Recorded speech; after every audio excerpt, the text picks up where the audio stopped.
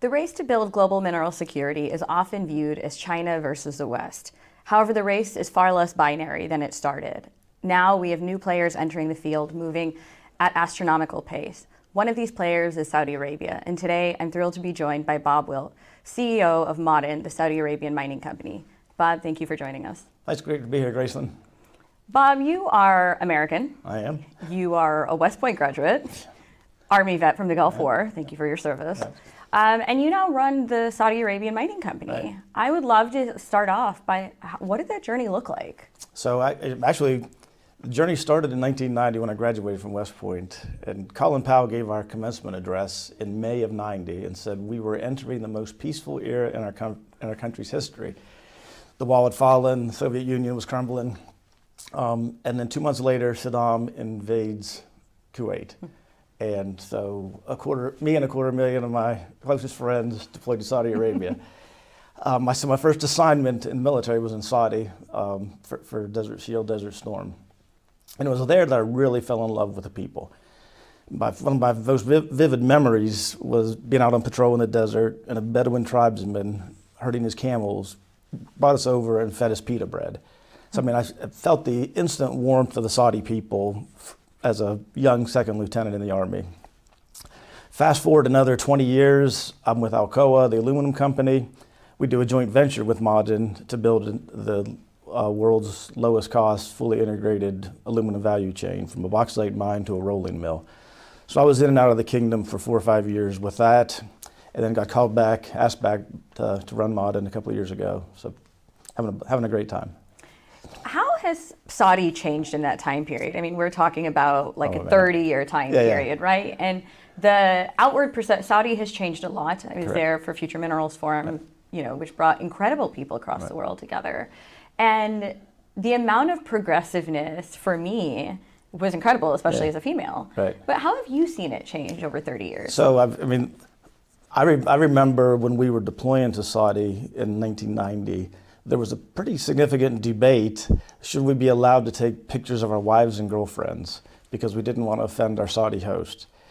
Fast forward now, I mean, you've been there, you go to an Italian restaurant, men and women are eating, listening to Pink Floyd, kids are on Tinder, Bumble. So it's not a free-for-all, but it is opened significantly. Women started driving in 18.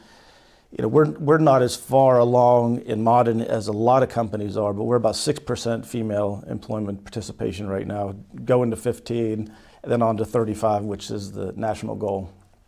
That's pretty good. I mean, I think the mining industry as a whole is about 86% male, so that's pretty right. So I mean, we're doing a lot. I mean, we've got 3 schools of excellence for young kids across the kingdom. One of them's all female.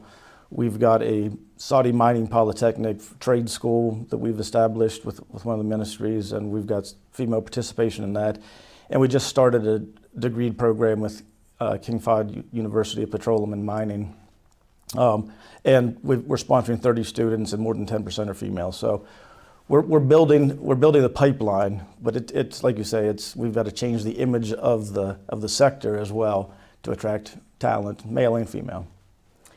Bob, you came in at a very interesting time in terms of Vision 2030, which is Saudi's goal, kind of approach to economic diversification. Right. We know that oil has been a pillar of Saudi's economy and actually has been like the center point for Saudi-U.S. engagement. Yeah. Can you tell us a little bit about Vision 2030? Sure. So Vision 2030 was announced by the Crown Prince back in about 2016. And it is a total strategic, economic, social modernization of the kingdom. There is nothing in the kingdom that's untouched by Vision 2030. I mean, there's an economic diversification because at some point the world will transition away from fossil fuels. When that happens, we don't know, but the kingdom wants to lead the clean energy transition. So that's a cornerstone of the economic diversification, is to develop a clean economy, a green economy. But at the same time, we've talked about some of the social changes, full workforce participation, and then how it positions itself geopolitically, strategic alliance with the West, commercial alliance with the East, very, very smart Saudi first strategy. Yeah, that position of non-alignment, I think, in the minerals world, where it's not necessarily east versus west, but really saying, you can get the best deal for your resources and advance your interest by working with everyone, I think is one of the reasons Saudi has been quite successful, right. But also an approach that, Saudi, with like the mineral super region, Africa, Middle East, Central Asia, it's like the same approach they're taking is we can work with China, we can work with the Middle East, we can work with the West. Now, I have a bigger question for you. Not a lot of people know what Ma'aden is. Right. We know a lot of our big mining companies, but what's fascinating to me is Ma'aden is growing incredibly quickly. Yeah. Right? It kind of appeared on the scene with a rapidly growing market cap. Tell me about Ma'aden as a whole. Yeah, so we just celebrated our 27th anniversary of going public. But the mining sector in Saudi Arabia dates back thousands of years. Actually, one of the mines, Ma'aden mine that we still operate, is in the cradle of gold and reputedly was one of King Solomon's mines. So there's a long heritage of mining in the kingdom. But really, Ma'aden's a very young company. We've traditionally been a gold mining company. Started the phosphate business with an American partner, Mosaic. In 2009, we started the aluminum business with an American partner, Alcoa, in 2010, 2011. So really, in the last 4 or 5 years, we are the fastest growing mining company by compound annual growth on the planet. We're not done. We've got a significant capital expansion program in our phosphate business, aluminum business, gold and copper, as well as some things we're doing internationally. So the growth has only started. I look forward to picking up the conversation on aluminum a little bit later on.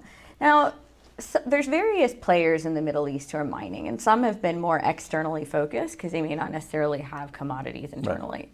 Saudi has a lot of resources domestically, and there's been a lot of mining done domestically. Right. But one of the things I think in a conversation I had with Vice Minister Matefer was really an outward focus that's growing, prioritizing jurisdictions in Africa and Latin America.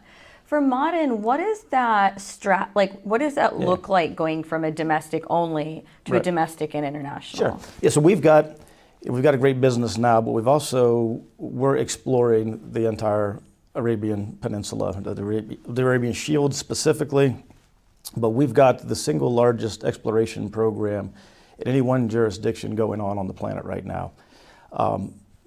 So, we are trying to unearth we estimate there's $2.5 trillion worth of minerals in the endowment there. And we've just scratched the surface. We've only been exploring aggressively now for the past couple of years.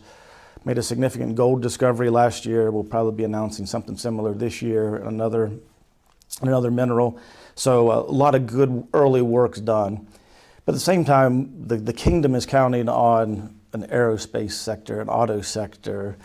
We talked about clean technologies. We're chips, steel making, shipbuilding. Riyadh's growing with all the giga projects. So there's an utter dependence on more minerals and metals than we can find and produce quickly to keep up with the kingdom. So we established a joint venture with the PIF, the Sovereign Wealth Fund, to go abroad and source critical minerals we need in the short term while our exploration program domestically builds up. So countries like Australia and Canada and China have long been in the mining space, right? I look at a country like Australia where mining is 15% of GDP because they've built upstream, downstream, vertical, Canada, South Africa. But Saudi is in a way a newer player. What is their comparative advantage in terms of the critical minerals landscape, given they don't necessarily have that historical depth? Yes, I mean, I think there's some easy ones. The geographic location, centrally located, it's right in the middle of the world, absolutely. So, the strategic location, low cost energy certainly makes sense. Very favorable jurisdiction for developing mining and industry. I mean, with the Saudi Industrial Development Fund is helping fund startups, with the Exploration Fund from Matefer's ministry is helping fund explorers. Takes about 180 days to get a mining license there, much faster than the U.S. specifically. So, there's a lot of built-in latent advantages to establishing the mining and the downstream sector there. But I think one of the things that I'm most impressed with is the talent. I mean, we talked about how young the company is, but our phosphate business, with the help of Mosaic, is now 100% Saudi-led. Aluminum business, 100% Saudi-led. So within a decade, this incredibly talented workforce has brought our phosphate business and our aluminum business to being world class. And they'll do the same thing with mining. Yeah, I was interested. I was looking at the top mining engineering programs in the world the other day, as one does, late in the evening. And one of the top ones are in Saudi. Yeah. And that talent, I think, is really fundamental. Right. We've talked about how there's a global workforce development shortage. Right. Something that there's a testimony in the Senate for today is how do we build that workforce pipeline? But it seems like Saudi has made really big strides in terms of developing not just a workforce, but a young workforce. Because we know that so much of the global mining force is retiring out in the next 8 or 9 years. Well, I mean, the population of Saudi Arabia, and I get this wrong, but it's directionally correct, like 70% of the population is under 35. So it's a very young population. And the war for talent there is incredible. So we have got to make Ma'aden the employer of choice, and that's why we're doing things like the schools of excellence, the college programs, the mining polytechnic. We're changing our employee value proposition, changing the image. We are not sending people out into the mines with pickaxes and shovels. We actually are deploying some of the best technology on the planet to help with exploration and processing. So it's a high-tech, future-looking workforce, and a company is going to be fit for purpose to attract the best and brightest.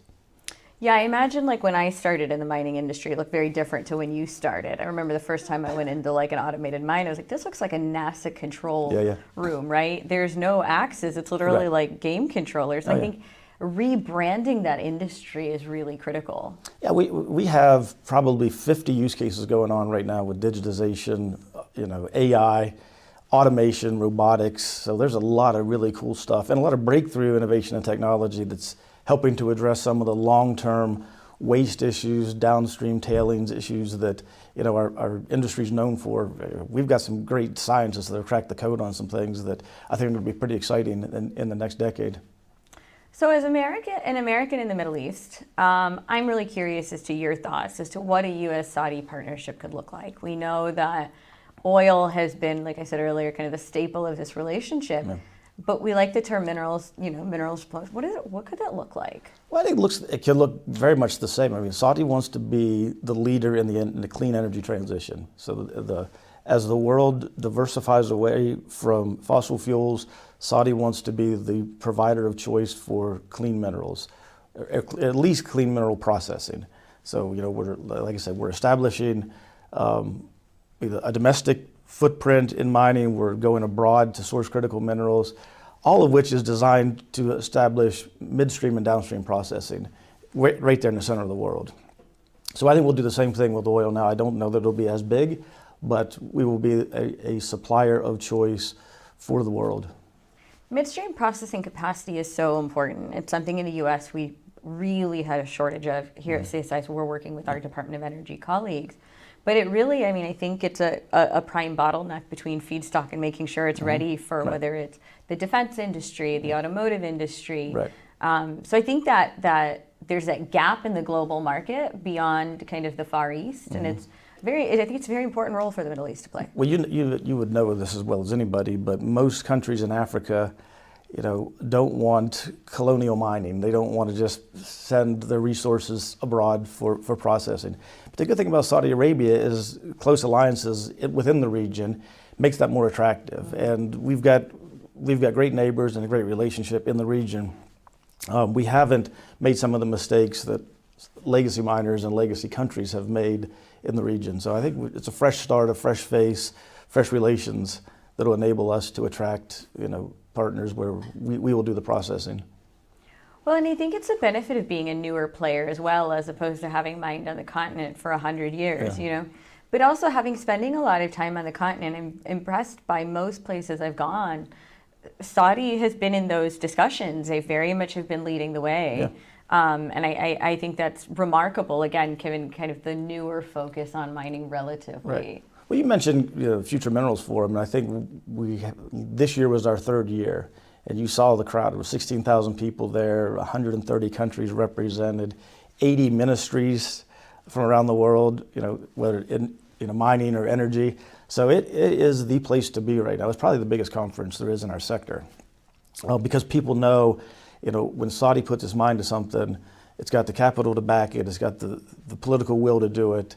So it's a force to be reckoned with, and people are noticing. Yeah, I think it went from 4,000 people to 16,000 people in 3 years, which I always say is remarkable in Riyadh in January. It's dry, right? Maybe everybody's having dry January, but the fact that you can get over 16,000 people to Riyadh is really a testament to, I think, the way people see the future of mining in Saudi. So I want to move to another question is, what are the commodities that, I asked everybody's question, what are the commodities that you're most worried about? We have 50 critical minerals on the list. The debate is that copper is not on both of our and all of our lists. But if you had to pick 3 commodities that you're I'm worried about this. Well, I don't necessarily worry, but I know that the kingdom's focus is on, our joint venture fund with the PIF. We've got 4 critical minerals that we're sourcing right now globally. It's lithium, copper, nickel, and iron ore. And it's all designed to fuel the midstream and the downstream. So I know whenever I look at the U.S. critical minerals, it has the ratings are by supply and risk and such as, the kingdom is very pragmatic. It's what we are building, auto, aero, steel, shipbuilding, giga projects, the stuff we need for that in the next 5 years is those 4. So it sounds like from a Saudi approach, it's more downstream dependent. It's working kind of backwards and going, these are the industries we want to build, and then this is therefore the feedstock that we need to execute that vision. Right. So one of the big reasons, in my experience here at CSIS, is that people are particularly interested in Saudi is we are living in an era where private sector mining activity is contracting. We're, I think, at a 4-year low, pandemic low now, and that's because prices are really volatile. We're at a multi-year low. Lithium, cobalt, nickel. So mining companies are actually surprisingly price sensitive, it turns out. But Saudi has a much longer term, right? There's, it goes beyond what prices are today, this week, this month, maybe in the next year. Right. How is that long term? How are you pursuing that kind of long term, acknowledging that Ma'aden is still a publicly traded company with a return to shareholders? No, it's a good question because the PIF, the Sovereign Wealth Fund, owns about 67% of Ma'aden. So the rest is free float. So we do have shareholders that we're beholden to deliver. But we're taking a perspective to at least 2040 right now. So our board has a strategy that is to grow the company by 10 times by 2040. So we've started a phosphate expansion recently. We've just commissioned the largest gold mine in the country. So we've got a very aggressive capital program that's going to go on for the next 10 or 15 years. And the board realizes that there will be cycles where the prices will be down. That's why we are driving operational excellence, working on our balance sheet, taking care of our working capital, so to fund all that, like any good company should. But so we have a long-term view. We've got backing, but we also are doing what's necessary ourselves to generate the cash required. I think in the world, I think outside of the world of mining, people may not be familiar with Ma'aden, but most people in the mining industry are quite familiar with it. I think it is that being one of the few companies that's willing to continue to deploy capital kind of almost counter-cyclically in a way, gives it a very unique value proposition compared to most of the other companies in the kind of top 10 market cap. Well, a lot of companies got burned in the last decade or so. So they've got their shareholders and boards have memories. Ours don't. I mean, we've been blowing and going pretty fast for the last decade or so. And the country's benefiting from it. Our board's happy with it. So, and the government is. So I think we don't have the scars that some companies and boards do.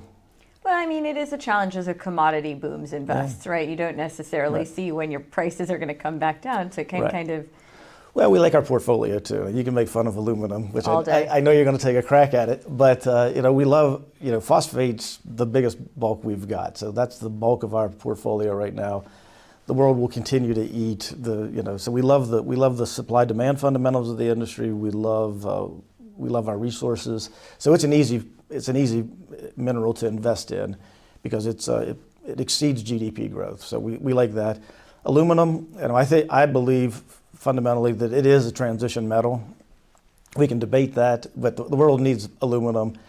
And I think coming out of the last 20 years of really volatile pricing and China's oversupply and things like that, I think the industry has got some discipline about it now, so that it's a place where we will invest and grow as well. And then gold, we just happen to be blessed with a great gold endowment, and we'll continue to grow that business.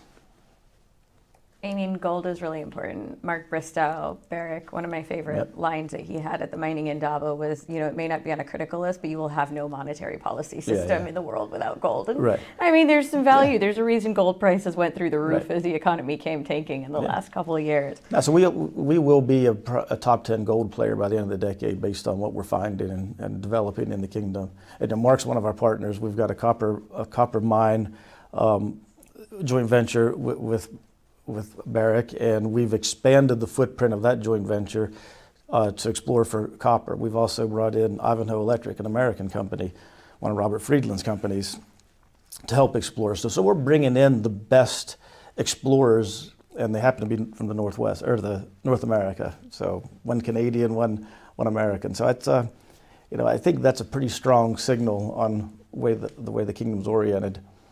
Yeah, absolutely. And those partnerships are actually really critical. That's how we're moving the needle, right? Is actually diversifying partnerships. So let's go back to aluminum, because I know we, fundamentally disagree on it. Why? I mean, when I look at growth demand projections, because we've always needed aluminum, right? But when I look at demand projections for where future demand is going to grow the most, I don't think it's aluminum, right? It's a lot of the base metals that we haven't needed at significant quantity, but that we do need for the clean energy transition. Right. And I know, EV sales are a little wobbly right now, but it is what's driving demand. Our national security needs are generally have been a bit of a constant in terms of what we need. Right. So in terms of that, why is aluminum maybe a higher priority than base metals, where we see these huge demand growth forecasts? So I looked at, if you look at the curves and you look at the quantities required, you've got aluminum and copper on the far end, whether there's a transition or not. In industrialization, urbanization, all the mega trends that we've been talking about for 20 years are going to require aluminum and copper.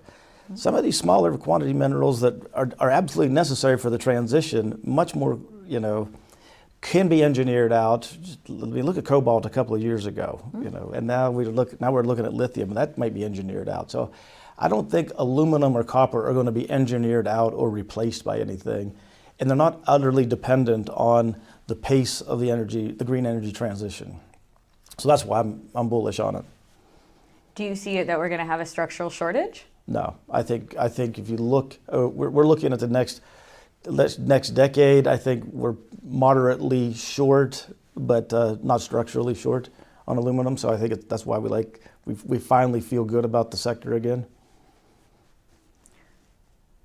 So if you were to look at the next 10 years and you were to give me kind of your priorities for Ma'aden, where you see it going ahead of Vision 2030, right? What would be, we've talked about a lot of really cool dynamics here with digitization and gender, but what are your goals for Ma'aden?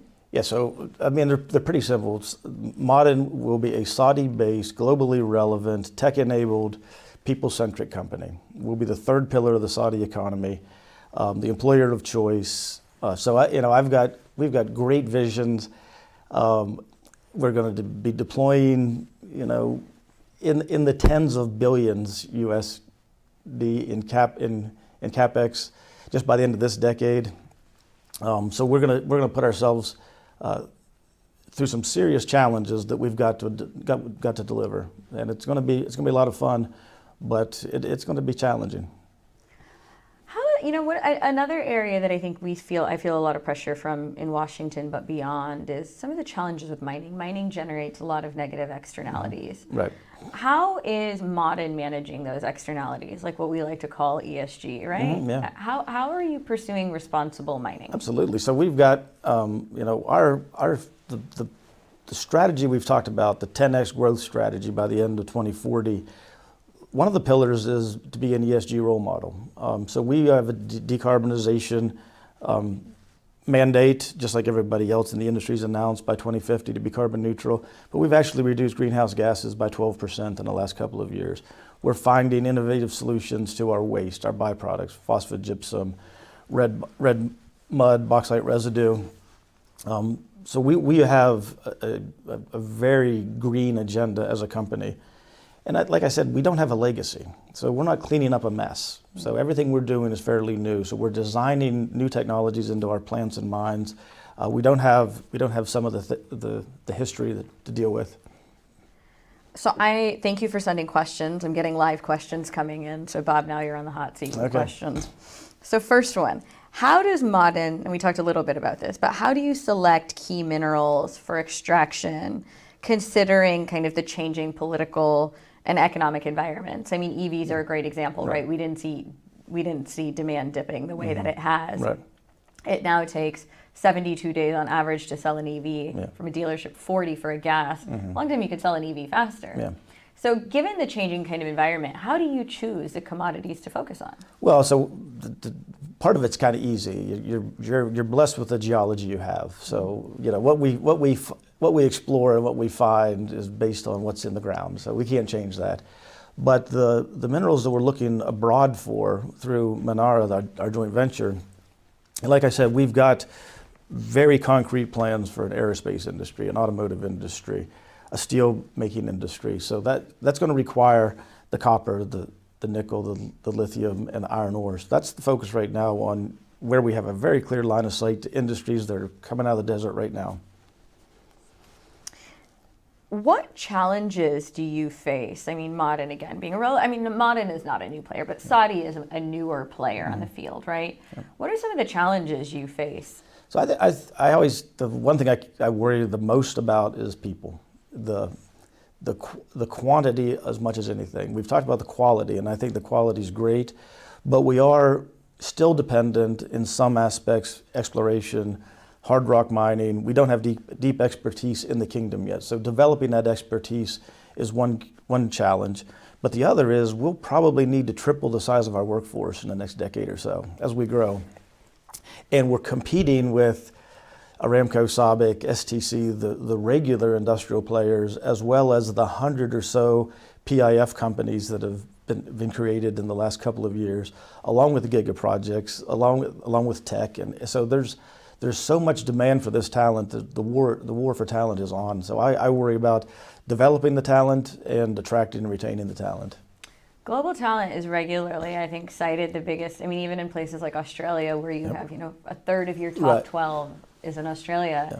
The amount of workforce that's retiring out, it's just not a sexy industry. I always say agriculture and mining, and you've got fertilizer going for you too. So you got a double hit. Who said it's not sexy? I mean, I think it's great, but I don't think most people align with that. I think you're right, but we've got to change the image, because, like I said, this isn't our grandfathers going underground with a pickaxe. People. I was in Morocco last week. We've got an engineering office there that's doing the design work for our phosphate expansion, and I was talking to a bunch of recent graduates. I mean, these kids had been out of school for 6 months, out of university for 6 months, and they were telling me the places they've traveled, the cool stuff they're getting to do, working on this project, responsible for real hardcore engineering on a multi-billion-dollar project. Like, I wish I could bottle their excitement and show it to the world. Say, this is what you can do if you join us.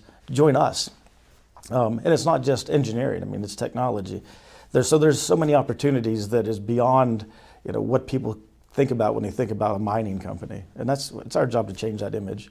I think there's two things here. So one is, obviously, it's not the industry of pickaxes, right? But the second thing is it's far more responsible than ever before. Like, we work with the International Council of Minerals and Metals, you do too, right? And I mean, what they have managed to spearhead in the last couple of years, maybe longer, to say, look, mining can actually protect biodiversity if it's done right. Right. So much of, like, the Amazon, for example, we can protect using mining. We can make it more beneficial for communities. We can ensure that a lot of these externalities are managed, really takes it away, the image away from it being this colonial extractive industry, which is kind of what it's always been viewed as. Well, and even in Saudi, I mean, it's obviously we live in a desert. There's no river runs through Saudi Arabia, so we have got to be the most conservative with water. So we worry about greenhouse gases and water. Those are our two things that we focus on sustainability map the most. So just figuring out how to be conservative with water, how to operate in communities. We care about our communities. We have the same issues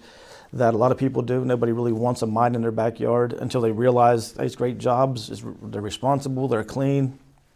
So again, it's overcoming a lot of preconceived stereotypes. I want to come back to the water, climate change. I mean, water shortage is one of the biggest challenges. There's two structural impediments to mining in a lot of places. One is that mining is incredibly energy intensive. I came from working in South Africa for 7 years. Mining was using 29% of our grid power, and that's not an uncommon figure in these countries. Right. Saudi's got power, but it is still a desert. And in a lot of other countries that I know that Saudi has started to engage with, water scarcity is their biggest challenge. Right. I'm thinking if I just came from Namibia, it's a desert. Great resources. How can we learn from how Saudi is actually doing water management to take that to other countries that maybe have less experience? Well, I think that's part of our responsibility as a sector is to, and you mentioned ICMM, the International Council of Metals and Mining. I think ROE has done a great job bringing the top 30 most responsible mining companies together to share ideas, to establish standards and practices. So, we're actively trying to become part of the club, and our application is ongoing. But yeah, so we're jealous to get in that group because I think it's a platform for best practice sharing and standardization of some of these things that challenge us everywhere. So the whole industry needs to change. Yeah, the great thing about, I think, ICMM and the organizations are working with World Gold Council, Coppermark, Canada Mining Association, is really that idea of a unified standard. Because to me, whether that means if you have a common standard, whether I'm going to Saudi, whether I'm going to America, whether I'm going to the Philippines, the companies that are mining in these areas are abiding by a certain standard, and then there is more credit. And again, it goes back to rebranding. It's not to each in their own for how they're performing. Right, because it takes one bad actor to hurt us all for 5 years. So it's incumbent on all of us to work together to manage some of these challenges. You're right, and I think the failures in those live much longer than one company. It ends up getting rebranded. We've seen a few high-profile incidences that remain unnamed in recent years. That now it's like, social license to operate has gone through the window now as a result. Now, if you were to think about your Americans, I'm going to draw back to your American for a minute. We are struggling here. We don't really have a cohesive critical mineral strategy in the U.S. You spent decades at Alcoa. I'm just thinking, from it, what should the U.S. be doing in this space? At CSIS, we work with a lot of, a lot of these companies and government agencies. What should we be doing? We have a lot to learn from Saudi in terms of that long-term strategic approach. If I look at what Saudi is doing now, it feels like this is what America was doing 50 years ago when it was booming and growing. I talked about it takes 180 days to get a mining license in Saudi Arabia. It takes 18 or 20 years in the U.S. I mean, I don't know what the number is, but it's something like that. So I think the U.S. really needs an industrial policy that makes sense. We have the advantage in Saudi Arabia where we've got political will, long-term thinking. There's not an election cycle every 4 years, but there's got to be some things that are bipartisan and consistent. And critical minerals required for defense, industrialization, green energy transition, that should be bipartisan. And that unfortunately we don't seem to have that. But there's a lot of things that the U.S. could do that we used to be able to do well that we just need to get back to doing. I think it's bipartisan, and I'm going to come back to why we can learn from some other countries. I think it is bipartisan. I mean, Trump issued the first executive order, Biden issued the second, but execution is very difficult. And that's where that coordinated whole of government approach is something I think we can improve on. But providing that is, I don't think anyone disputes domestically or internationally the value of these minerals. Right, and the U.S. has a great resource endowment, always has. one of the largest copper mines is in the U.S. So we've got minerals. We just need to figure out how to process them. And do you think with processing, is that something that we should be building domestically in the U.S., or is that something we should be leveraging international partnerships for? I think it's both. I think everybody learned post-COVID and in the last couple of years with the geopolitical climate that they want to diversify risk, friendshoring.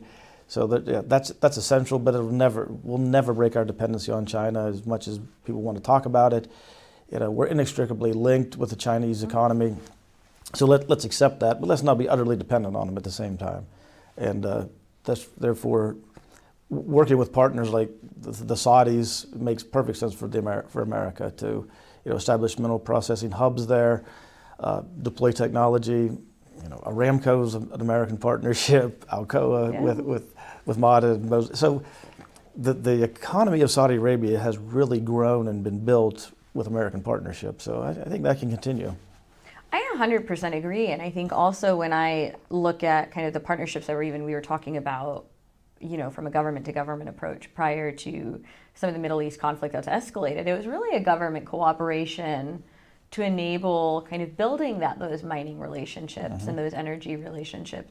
So I think we build on a very strong foundation, and I have been interested personally in Washington with how much interest that there has been in building that relationship with the Middle East and with Saudi. Well, I mean, I was with a former UK ambassador last week, and we were talking about what's going on in the neighborhood, and it's still a rough neighborhood, obviously.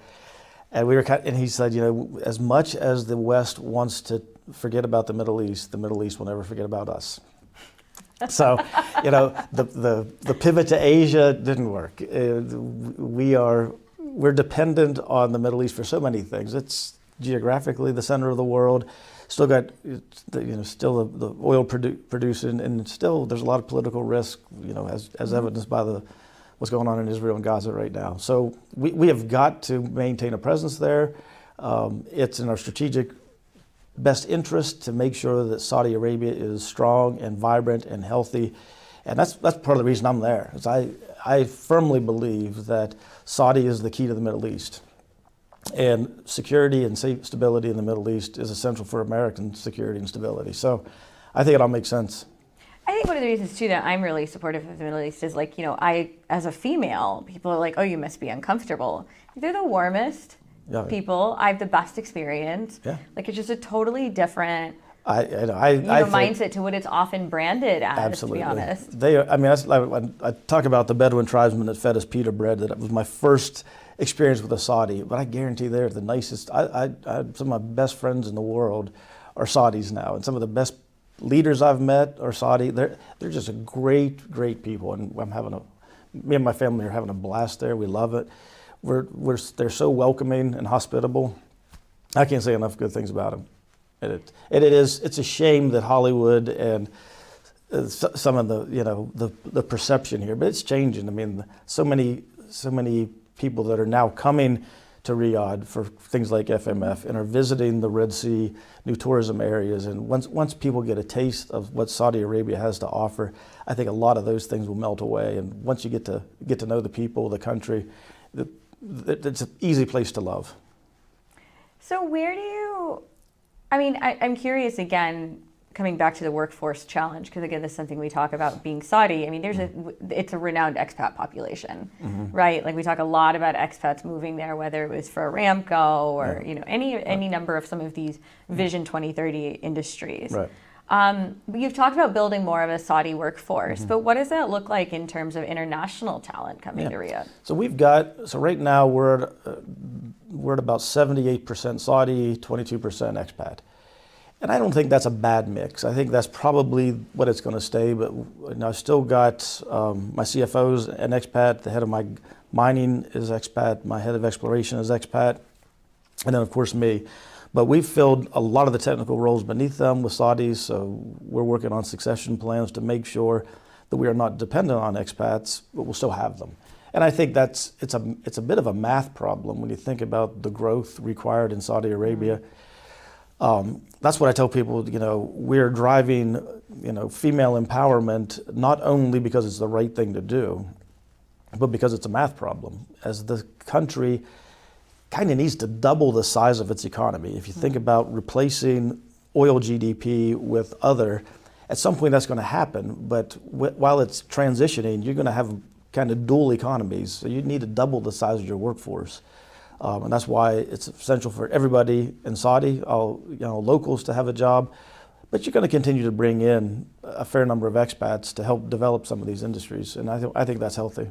But that's not any different from the U.S. When I look at mining executives of American companies, they're often not American. Right. Mining is such a shortfall, actually, in global development, that companies all over the world are run and have workforces that are not their own, and in a way that's quite unique to other industries. Yeah, I loved my time with Alcoa.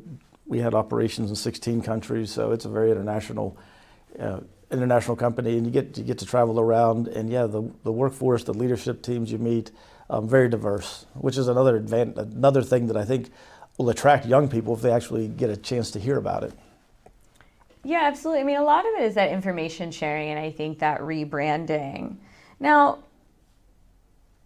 going forward, I think I want to pick an idea that we've been thinking a lot about here at CSIS, is this idea of a critical minerals hub, where you can produce, you can process, you have the infrastructure.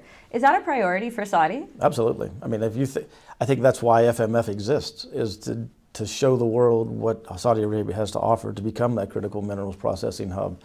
That's an absolute desire from the very top through the ministries to attract that and become that. And how do you see, in terms of sourcing, you have a mineral super region, like is Ma'aden looking at more projects in the super region? Right now we're domestically focused. Now, I talked about the expansion plans to build out our phosphate resources and aluminum business and gold. So we're domestically focused right now, and we'll use our Manara investment arm to source globally. That doesn't mean that will never change, but for right now our focus is domestically. Okay. And when you look at what you want to achieve before Vision 2030, Vision 2030 is a pretty prolific, huge, ambitious plan. Are there any personal goals you have for executing Vision 2030? Absolutely. I mean, me and the board are talking about, I'd like to be there through 2030 at least to see it through. And like I said, there's at least 7 mega projects I want to deliver on. I want to make us the employer of choice. I want to make sure that I've developed, I say 10 Saudi CEOs. I want Ma'aden to become a leadership factory as well. So that's a personal goal. But so there's a lot of my heart that's tied up in Vision 2030 that I want to see through. And it's a big ambition, and it's globally known because I think the scale of ambition, upstream and downstream. There's actually not, I think, globally looking at kind of strategic approaches by country. There's not a lot that actually have upstream and downstream. This morning I was thinking about, having spent a lot of time in South Africa, they're getting a more ambitious downstream, but I'm like, but you need some upstream for the downstream. Right, yeah. The supply chain only works to a certain extent. Yeah, so go back to our phosphate business. We operate from the mine all the way to the farmer's field. In our aluminum business, we operate a bauxite mine all the way through a refinery, a smelter, cast house, and rolling mill. So we own the value chain on a couple of the sectors we already operate in. I don't think Ma'aden necessarily wants to be a downstream player or a midstream player. We're upstream focused going forward. But partners with Aramco and other people are very interested in helping establish the mid and downstream processing. Bob, I want to come back kind of to wrap up. I have a question. So your years, and you're quite unique because there's only I think 2 American CEOs when you look at kind of your large market cap mining companies. Okay. It's Richard at Freeport, and it's you. Okay. And you're an American West Point grad, and you're an Army vet. How do you feel, I've been thinking a lot about the role of our U.S. military academies. I mean, they put out cabinet leaders, they put ambassadors out, they put private sector executives. They put out a lot of the leaders. I mean, they're not designed to train that necessarily, but they build the leaders that ultimately have a lot of influence. What did your time at West Point teach you, and how did it, in your time in the Army, and how did it really equip you to become the mining leader that you have become? I think it's, I mean, so I'm very biased, obviously, because I love West Point, and I wouldn't say the best 4 years of my life, because I've, hence been married for 30 some odd years, and I've got 2 great daughters, so I can't say that, but definitely the most formative years of my life were at West Point, the best friends ever, and it just teaches you leadership.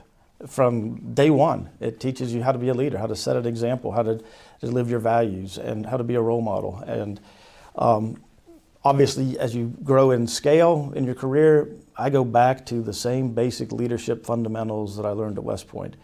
It was funny, but when I started at Modern, I took the Modern values, which are integrity, ownership, teamwork, and care, and I transposed them across the leadership lessons I learned at West Point. And it's the exact same thing. It's timeless. That's what I tell people at Modern, like if we live our values, and we've since added continuous improvement to one of our values, but if we live our values, it doesn't matter what the strategy is, it doesn't matter what the geopolitical context is, live your values, execute those, and it's timeless. So they've served me well since I entered West Point in 1986, and they're just as applicable in Riyadh in 2024. And should we be doing more with our military academies? I mean, one of the things earlier this year as I was speaking at an event at West Point, for a lot of these cadets, it was their first exposure to critical minerals. Right? For faculty, I mean, it wasn't really a topic of, a lot of research and discussion 15 years ago. Right. So we've been thinking a lot here at CSIS about how to build that national security critical minerals pipeline of talent. Right. Is that an area that we should? I think we should. I mean, West Point exists to produce Army officers and leaders of character for the nation. Now, not everybody stays in. I obviously didn't stay in. But I still feel like I'm serving the country in the capacity that I can.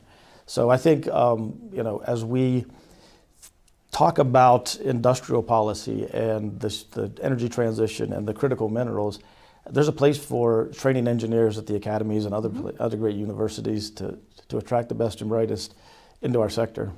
And they have spearheaded so much of America's development, Industrial Revolution, going west. I mean, academy trained have been a core part of our leaders. And when I think about building the mining workforce, it's kind of like the STEM, the technical, but it's also the management and the leaders that are committed to growing those. Yeah, I mean, I don't know anything about mining, quite frankly. I mean, the technical side, my team handles it all. I'm just a leader. But so you do have to have a technical background and be able to understand the rudiments of it. But it's really about leadership at this level. I mean, you do seem to like aluminum at a slightly more technical level, observationally. So one commodity it's the only thing. It's the only thing Ali Al-Qahtani is our aluminum president. His is the worst job in the company because I actually think I could do. I think I could actually do his job, but like Hassan Ali, who runs phosphate, there's no way I could even touch what he does.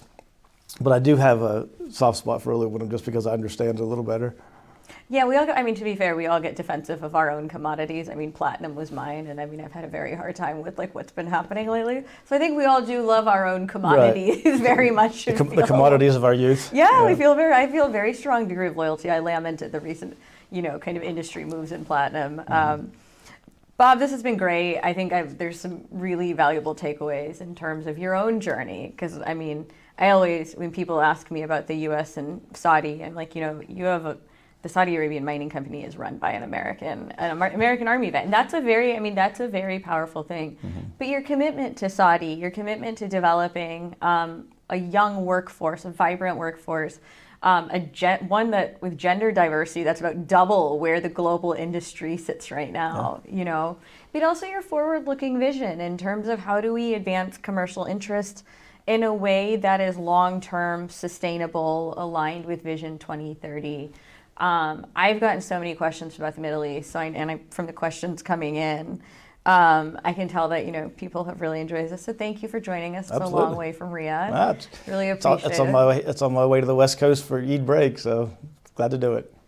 Always happy to be a pit stop. Feel free to pit stop anyway. Anytime you're in town, we're always happy to have you. Thank you. Thank you all for dialing in today. It's been such a pleasure, and we look forward to having you for future events. Thank you.